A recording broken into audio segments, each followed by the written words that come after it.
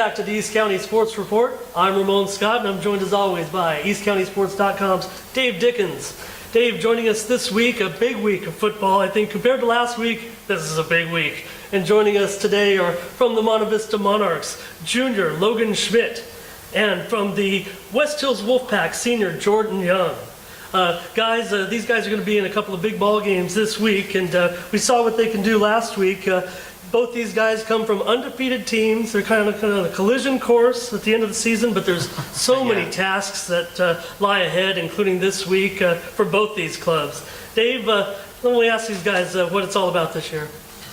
Yeah, first of all, as we mentioned earlier before the show, was asking Jordin about him being the second-year starter, and that's a first for West Hills after a couple of years, as you were speaking about Spencer Moyer, who went on to Mesa, and then also Hayden Roach that ended up over at Steel Canyon. It's kind of different going from like starter after starter after starter every year, and then having me as a junior start and then as a senior already knowing the entire offense. I feel like that's why we've been able to do so well. Now, how about that little, we'll call it a disguised wing that you guys have? How's that been working out for you? I think it's been working great. As you can see, we've been able to put up some points, and it's helping a lot. And not to mention, I mean, you being the dual threat, that was something that West Hills hadn't had in the other two quarterbacks before you. And what did you had? You had a total of how many touchdowns last week? 5. 3. And that was 3 in the air and 3 rushing, 2 passing. And you've actually had, I think it was a total of, I mean, you guys went and beat Valhalla 24-7, 20-3 over El Centro, who beat you last year, and then 37-14 this last Friday, which is a total of 81 points over 24. So the most you've actually allowed was this last week of 14. Yeah. So would you definitely hand that over to the new defensive coordinator? Defensive coordinator, like our defensive team as a whole has really come together and been able to communicate defensively, and I think that's been a real big help. We've had a lot of juniors step up, Kip Klingerman being one of them. He's really stepping up for the team, and our defense has just played outstanding. Yeah, I mean, that's one of the first things that Coach Ash was mentioning is with Quentin London being part of the organization now, that it's really shaped up that defense. I mean, you already had the talent, but just a little fine-tuning. Yeah. And which makes your job, obviously, much easier. Definitely. And what is your, so far this season, could you pick a particular team or a particular spot in the game that you really look forward to? That really stands out. Like, was there a particular play or a long run, a long pass? Well, in this last game, that catch that Cole Klingerman had was I was not prepared for that to happen. And then it's exciting to get a nice 60-yard run, touchdown run in, which I don't think I had one of those last season. So. But again, to your left, we also have from Monte Vista on the other side of the ball, we have Logan Schmidt. Also, his team is 3-0. You guys are in the same league, and you will play facing each other at the end of the season. So far, your season, you guys have won by 40 points or more. What do you have to say so far about your season? Well, it's definitely, I think, we've, as a team, improved from last year. There's definitely a few more guys who, like, taking in Coach's message and have definitely, like just absorbed what Coach is trying to say and trying to be more coachable. Obviously, we have a few guys, or like as a team, we have a few screws loose. We're obviously working on stuff, but I just feel like as a team, we're all clicking a little more because we have so many returning starters. You know, and that's what Coach Ramon said at the beginning of the season. He said, you know, as long as the offensive line and D line play tight, we're going to win a lot of ball games. Obviously, 40 points plus.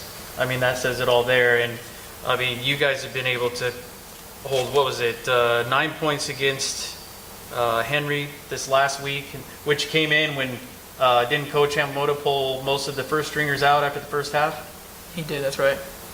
And then didn't the quarterback also go out for Patrick Henry? Yeah, unfortunately, number 12, the quarterback did go out. Which he and two people that graduated, from what I assume, were two of the ones that gave you trouble last season, also have gone on to graduate. And then with him off the field, I wouldn't say it made it easier, but definitely a different team. Yeah, for sure. The quarterback was definitely one of their better players, and we did have a few trouble from a few of their guys last year. And just like having them out, we still just wanted to play some football and fly around, hit some people. And you're just playing with more confidence. I mean, all together, offensively, defensively, special teams. I mean, you guys are just hitting on all cylinders. I mean, I talk to Coach after every game, and he's saying, well, we need to fix this, or we need to tune this up a little bit. But really, you guys are playing phenomenal. I mean, you watch the film, there's not a whole lot of flaws. You guys are playing pretty tight on both sides of the line. I appreciate that, and obviously we're not perfect. We, of course, have things to work on every single week, and that's why we just try to take it every week 1-0. We just want to forget everything that happened in the past and take each week 1-0. And so that's just what we try to do as a team and try to improve every week. And that's I want to touch on that. Your brother, senior Blake Schmidt, he actually told me that in an interview earlier in the season. He said that he personally took his ring off from last season and put it away, out of sight, out of mind, so he could focus on this season and start completely over. And that in your war room that you guys have, is that what it's called? That's what we call it, yes. That you guys took everything down from all the championship game that you had last year. Yeah, we just didn't want to become complacent as a team, and we wanted to look to the future, see what we can improve on, and see what we can keep going, because we weren't perfect last year. We might have won the CIF championship, but we definitely had a lot of things to improve on, and I do feel like we're a lot more confident this year because we have so many returning starters, and we just didn't want to become complacent, and we were always looking for the future to see what we can do moving forward. Absolutely. Ramon? Yeah, I got some great questions for Logan in a minute on that.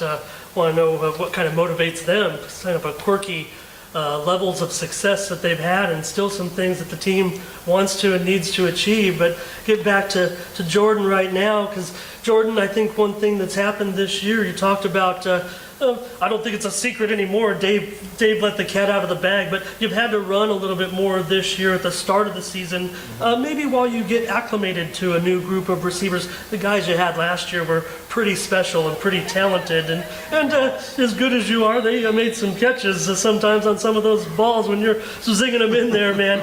But I think that's why maybe you felt the urge to take off running, but now you're starting to get familiar with these guys.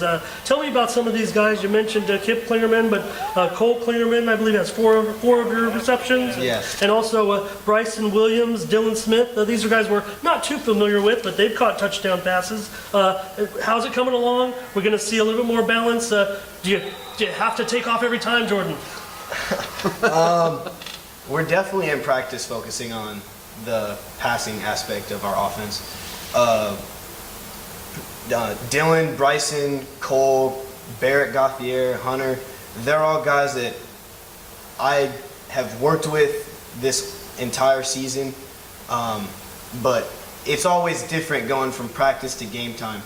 And sometimes either we're just not clicking, or I just don't feel comfortable in the pocket and I will have to take off. But we're really trying to emphasize the fact that we need to slow down on the rushing and try to open up that passing offense. So you have a stable guy behind you, team leader, Jake Mayhew, on both sides of the ball, but he's your main hog back in there, just going to smash the line every time. He's kind of playing linebacker and he's playing running back at the same time, and that's the attitude that he has. So, and he's also been a little bit of a target for you now of late. So tell me about leadership of Jake. Jake is a great player. He, being a sophomore last year and having the impact that he had on our team, was definitely not something I really think something anyone expected. And he's very vocal. And then having him sophomore year start on varsity and then come to his junior year be that team leader kind of role model for Wolfpack football has really helped that junior class, sophomore class kind of follow his footsteps in a way. And it's having a lower classman like him has kind of improved the program as a whole. No doubt about it. And Jordin's been the beneficiary a little bit of the stability back there. It's what he's needed. 550 yards of total offense so far. And you mentioned the rushing touchdowns. And Jordin rushed for almost 500 yards last season. He's already got over 330 yards this season, averaging 111 yards a game. So just worried about Jordin staying healthy for that big clash with the Monarchs at the end of the season. Logan, I think the Monarchs' success has been, like I said, we won CIF. We didn't win a league championship.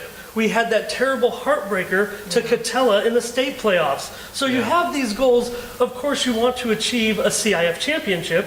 And I think the win over University City 2 weeks ago put you guys on track to say, hey, we can do it. I mean, Division III is awesome. With the team you guys are facing this week, Christian. With these guys, West Hills, they're right up there in the top 3, 4, 5 teams right now. So that's what we're looking at there. But I think for you guys, it's kind of a security there that you can look forward to wanting to win a league title.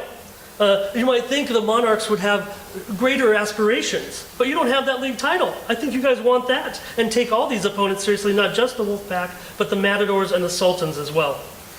Yeah, for sure. We have to take every opponent as seriously as we possibly can. Every week of practice is a new opponent, and with that, we're going to get each team's best, being a returning CIF champion. And so we just have to prepare for each team's best. And it's been a while since Monte Vista has won a league title, so obviously we're gunning for that. We're always gunning for that every year. All the teams in the league are, so that's nothing new. It's going to be a great game. Like every single week, you know, University City was a tough opponent to beat, but I feel like we just came out that game strong. And if we can just take each opponent as seriously as we did these last 3 games, then we might be all right, but we just got to keep improving on what we already did. I want to ask you about the University City game because it was such a big matchup for everybody to keep their eyes on in the county, especially in the division. And I think there was some talk that people were saying maybe UC was going to come in and they're better than these Monarchs. Well, we saw what happened on the field in the playoffs. And to me, the characteristics of this game, it resembled the other victory as well. And they talked about the pressure that you had the 3 sacks last week, but the pressure that you and your brother put on against UC. There was talk about, oh, these Monarch DBs aren't very good, they're inexperienced. But you guys made life easy for them, and as great as those UC receivers were, our guys like Stevens and Robershaw, right? These guys, they had a great night against. Sure, those UC guys got a few scores, but this game was in hand. Tell me about the feeling you guys had clamping those guys down. Well, we knew we just had to come out strong, and you know the game's not over until the clock reaches 0. So we just had to keep battling and keep fighting. And I'm not sure in that game if we ever took our starters out because we knew that this was a team that could come back easily. They have a great quarterback, a great receiving core. Casey Granfers, I think he's a real dude. He's a really good receiver. So we knew they had really good guys, and to beat them at the end was a really good feeling. Like everybody said it was going to be a close game. I thought it was going to be a close game. You know, there was a tough opponent coming into the week, and so it was just a great feeling to have that victory. Yeah. And Logan, in that game in particular too, you know, Coach Yamamoto had already mentioned. I mean, he mentioned it to the ref. He mentioned it to me and several others that there was. Well, we know how social media is these days, and there can be a little squawking and. Whether it be your Twitter, your Facebook, or whatever you're using. But he had actually spoken to the ref and said, you know, this one may be a pretty physical game, especially out of the gate. But would you agree that it was exactly like that, but it settled down once you guys scored, probably after the second time Jamon scored, that it settled down as far as the pushing and shoving matches? Because at the beginning of the game, I noticed myself there was some pretty good hits and some little bit of talk, you know, after a play here and there. But it really settled down once you guys were up by 2. It seemed to settle down, and it was just, we better both play hard and shut our mouths. Would you agree that kind of just was hard-nosed football for the continuation? Well, we just wanted to, I guess, secure the win. You know, everybody, at the beginning, everyone was talking. There was some trash talk between both sides, and Coach Yamamoto is always wary of that. He's always asking the refs to watch out for that. And I think my brother Blake had a scuffle with the quarterback or something. He might have been taken out for a play. Try to remember. But we knew these guys just wanted to keep fighting. Even if we were up 28-7 at the second half, we didn't want to repeat of Catella. We didn't want them to come back into the game because we knew this was a team that could. They had a great quarterback, great receiving core. They had a big line, and we knew this team could come back. So we just wanted to keep fighting right to the very end until the clock reaches 0. Absolutely. And now I want to shift a little bit. You guys are both, after last season, now you're both up to Division III. Since we're already speaking about it, how do you feel about that, being coming up to D3 after last year? I mean, you guys finished 5-5, and it was a pretty tough schedule as well, but with the success that you had in the CIF, I think had kind of an advantage to you to move up. What do you think about that?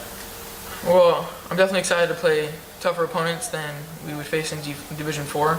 I know Coach Yamamoto, he was in Division 3 a while back, and he played with Rancho Bernardo University High School, now Cathedral High School. So he has a lot of experience with playing with tougher opponents, and so that's going to be exciting to see. So see how he handles it with us. And Yes. Right now we're just excited to play tougher opponents and see how we can come off the regular season into playoffs and see how we can do. Strength of schedule, you guys get the bigger wins, that puts you up in the rankings, and you have a bigger achievement, obviously, along with that league title. And Jordin, if you'd like to speak on that as well, of moving up to the D3. When we got the news that we had went from Division 2 to Division 3, there were a couple kids on the team, myself included, that were a little disappointed, only because you don't get that chance every year to play your Helix, your Grossmont, to play those really, really tough teams to see how you would do. But for the most part, moving down to Division 3, we could really set our goal to league title, CIF championship. And from, I'd say that moment, that was the focus for everyone on the team. And it's stuck that way since then. Yeah. Absolutely. Yeah, that's what's made this awesome. I mean, you talk about the game this week, the Monarchs taking on the Christian Patriots. I mean, this is a possible playoff preview. I mean, we're not talking like some first round playoff. We're talking like semifinal, finals game in Division 3. And they're going to be playing that game this Friday night at Granite Hills High. We're going to get some kind of preview. And for the West Hills Wolfpack, the same thing. They were in the mix with all these teams. And now, also to remind you that they've gone down from the Hills League to the Valley League. And hey, I think it's good for Jordin and his career. Look, they played some good ball games, and they played those big teams pretty tough in some of those games. Sometimes it wore down a little bit in the second half, but we made some plays in those big games against the Hillers, against the Highlanders. Now we're in a serious situation, Jordin. I mean, taking on teams such as Monte Vista, Mount Miguel, Santana, teams I think we all know that you guys are going to be very competitive with. I think you're coming down from 2 into 3. You're going from Hills to Valley, putting you guys in a situation to compete for championships. Yes, yes. We're all excited, specifically I'd say for the Monte Vista game, only because personally I feel like that game's going to be a lot of fun. I don't really know any of the kids at Monte Vista, but that game is really going to be like are we West Hills Wolfpack, or are we just a team that's been going through the season? Yeah, no, that's going to be the game of the year, at least in the league, and I think we're all looking forward to that. But hey, don't slip up against those other teams. So we need a showdown there, and let's give those teams all credit. We'll talk about the Matadors later and their resurgence, and the Sultans have still some good, talented players despite some hiccups of late. So I just want to know, because, okay, so you guys have that meeting, the last part of the season, and these guys could clash again just 2 or 3 weeks later in the playoffs. I teased him before the show. I said, Logan, if you flatten Jordin, you're gonna, you help him up off the ground and say, gotcha, big man, and let him get back in there and make a play. And Jordin, you're not gonna taunt the Schmidt brothers if you run by them and wag your finger on the way to the end zone, right? Not at all, not at all. Got some professional programs with Coach Ash and Coach Yamamoto. So it's going to be some awesome games, and we'll let these guys get out of here, Dave. But just wanted to mention, in accordance with that matchup and the potential of the playoff matchup, that you're just going to see, I keep calling it the East County Open in Division 3.